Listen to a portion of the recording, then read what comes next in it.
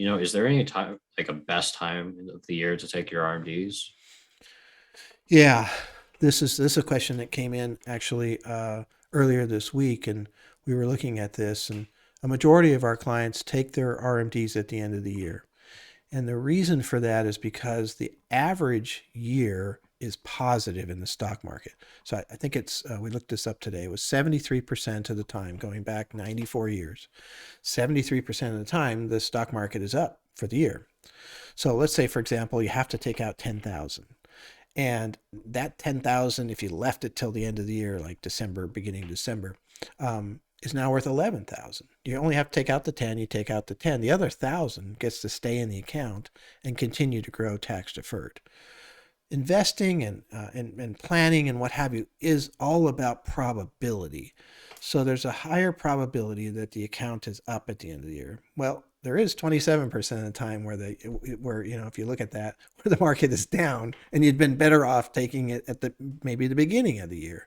But again, it's a probability scenario. You're going to be right more often by waiting for the end of the year in that situation. There are some other scenarios, though, that kind of play into this. One is somebody who wants to do a Roth conversion that year, and maybe every year. We got a program in place. We got a lot of clients we're doing this with. And so when you do a Roth conversion, you have to take your required minimum distribution first from that account before you do the Roth conversion.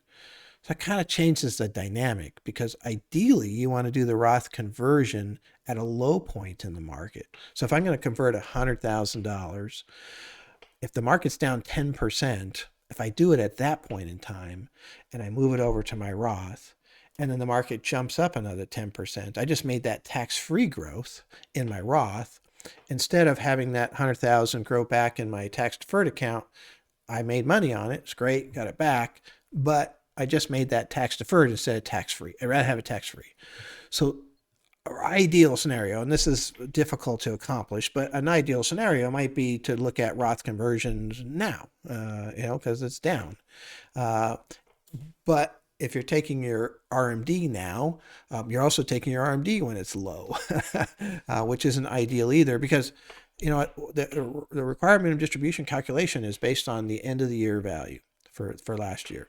And so let's just say you're supposed to take out 5% based on this calculation. If the value of your account drops, you might be taking out 6% just because it's lower. So if you're going to do an RMD, a Roth conversion, you might be better off taking it kind of early, like in January, kind of the beginning of the year, just so that you can, make sure that you don't have some drop. However, you could also make an argument to wait till the end of the year, just because, again, on average, the market is up. So you can take your RMD right before you take your Roth conversion in early December. So it's a little hard because there's no crystal ball. You could make an argument for taking it in January if you're going to do a Roth conversion. But again, the majority of our clients are actually taking it in December for the fact that they can get more growth out of it before it goes. But anyway, that's the scenario. It's very fascinating. It's all kinds of different pieces that fit into that. That's for sure. Yeah, there's no perfect time. Like if we had, hindsight's 2020. So Oh like yeah. say like for this year, it would be great if you were able to take your RMD January 1st, for Yep. example, Yep. because the market is down on the year so far. Yep. But we don't know where the year is going to end. Right. If that year ends 10% up, then it's like totally worth it. So if Right. you had kept that RMD till like the very end. Yeah. It reminds me of one of my favorite sayings. So the Super Bowl was happening. It was in New Orleans, actually. That's the time the power went out. It was the 49ers and the Baltimore Ravens. 49ers are driven down the field. I think they're inside the 10-yard line. Colin Kaepernick throws 3 passes to Michael Crabtree in the end zone. If they catch it, they probably win. There wasn't much time left over, but they didn't catch it. And so the announcers were talking to the coach, Jim Harbaugh at the time. If you look back now, would you've thrown it to somebody else or run the ball or, done something besides 3 passes to the same guy? And he said, coulda, woulda, shoulda is undefeated. And ever since I heard that, I've been saying that to myself because that's true in investing, right?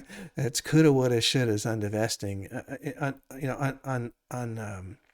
undefeated, and that's true with all of these different types of things.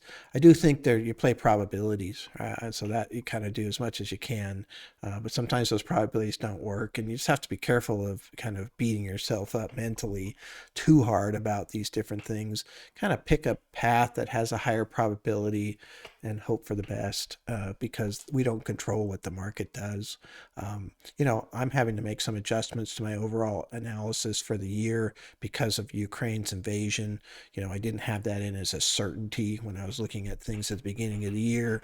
And it's just it. You make adjustments to the new inputs and you just kind of keep going. And one of the things the Federal Reserve talked about just recently is how much they're going to be looking at things differently now because of Ukraine. And the market responded very positively this week to the testimony, because I think they're concerned with that too, that, what does this situation in Ukraine mean? Yeah. And so how do we adjust to that? So this factors into when you take your RMD, it's hard to tell. I probably play the probabilities and just kind of go with that. And you might be trying to split hairs here a little bit by getting too refined and, too perfect. I think sometimes we all do that, and that can sometimes come back to bite us. It certainly creates a lot more work and consternation, versus something that's sort of automated. You just at the end of the year, you take your RMD and you do your conversion, and you figure out the amount of conversion at the end of the year because maybe you know more of your tax situation at that point too. So there's other things you could do to maximize that, but that's pretty easy. As a strategy. It's kind of hard for us because we get so many things happening right at the end of the year that we're having to deal with. But otherwise, I think there's some simplicity for the clients there. Yeah. And when you're like maximizing something, gain that extra 1 or 2%, it'll add up over time, but Right. is it worth the extra stress and effort to Yeah. get Yeah. those things? And so, sometimes it's better to be a little bit more laid back about it. Yeah. Yeah. And you might not get that extra 1 or 2%, which is a problem.